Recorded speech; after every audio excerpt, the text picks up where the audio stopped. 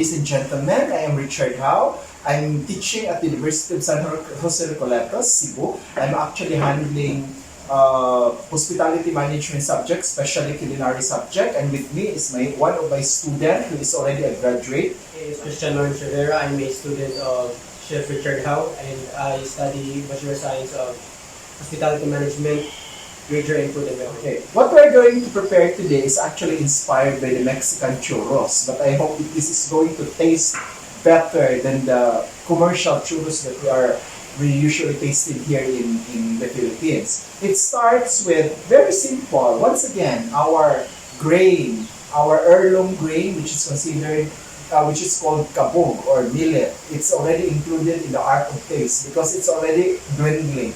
The production of millet is actually dwindling because it's not yet, there is no what you call generational transfer of skills, how to plant this.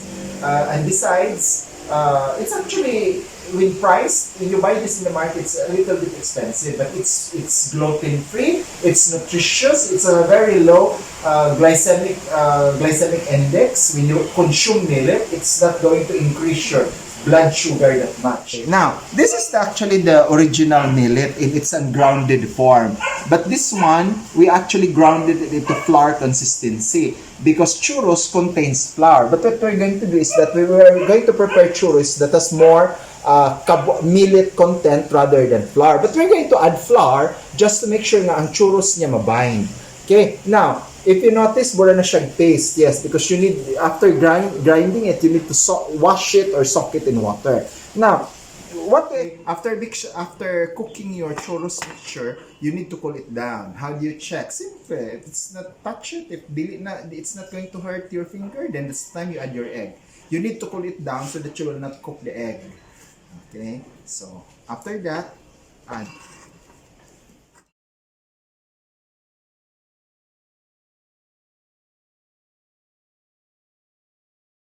Okay.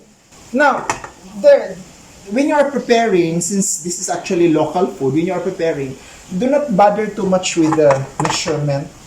The most important thing is the texture and the firmness of the final product. You have water, a little bit of heat, and you have actually butter. I encourage butter. But if you do not have butter, you can use margarine. But the better thing is you're going to use pork lard, like what we use in our torta. But the pork lard is not available, so we substitute it for margarine. First, you need to heat the water so that the margarine will actually melt. Churros is like preparing the choux paste of French.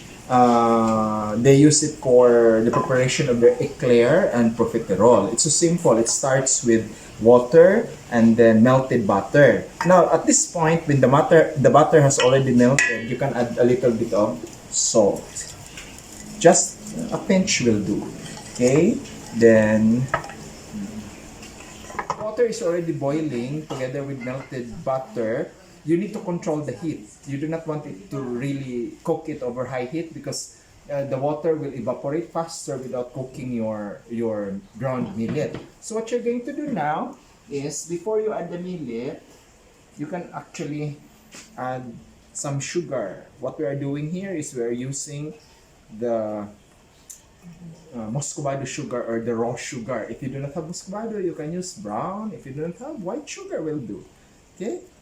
Now, you do not want it to be very sweet because you're going to dip it in honey later and tablea also. Now, at this stage, you are now ready to add your kabog.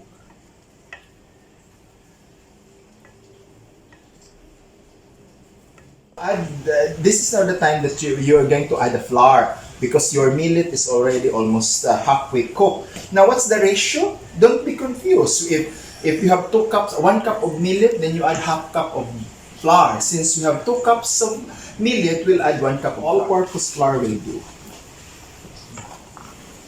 Why do you need to add flour? To bind all the ingredients together, because flour is rich in gluten.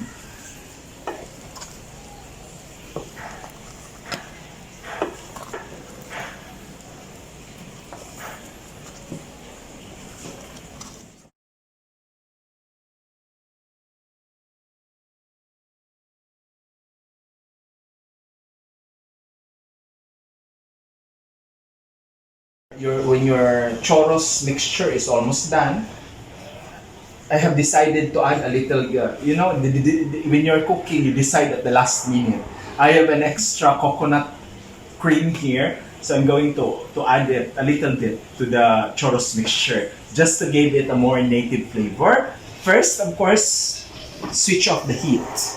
You need to switch it off when you're adding coconut cream or milk, because you do not want the oil to dominate the flavor of your mixture. Just a little bit.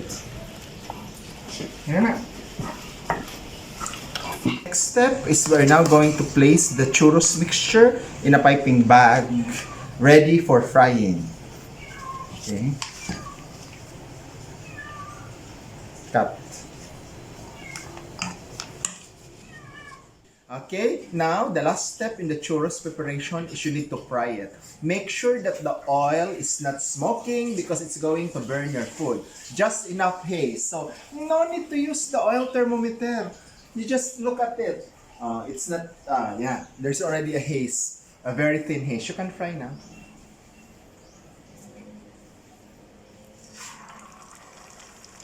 Put na.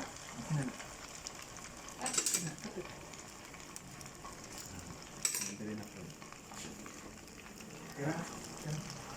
Just fry out.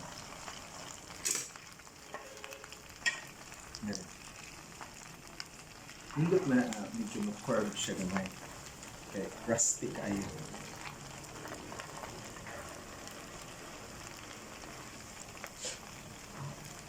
Okay. You can actually have a slight deformities when it comes to its shape. It's not really straight nga shape ang churros. But look at how beautiful the color of our Kabog churros. Oh my God! I'm so happy. Oh, wow! Beautiful. The way it curves naturally. Diba? Very natural. It's handcrafted. Wow. Huh? Look. Okay. Then let's check the color. Almost done.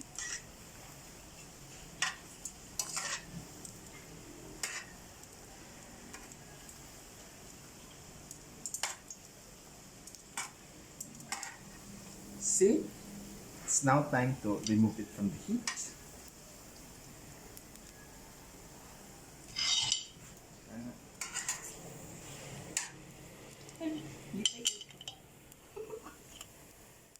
The surface of the churros, it's inviting. It offers you a heavenly texture. Look at it. It's not the commercial churros that you usually. The ganache, we're just going to dilute a little bit of water and muscovado sugar, then add our tablea or our cocoa powder, native cocoa powder, or then reduce it till the proper consistency.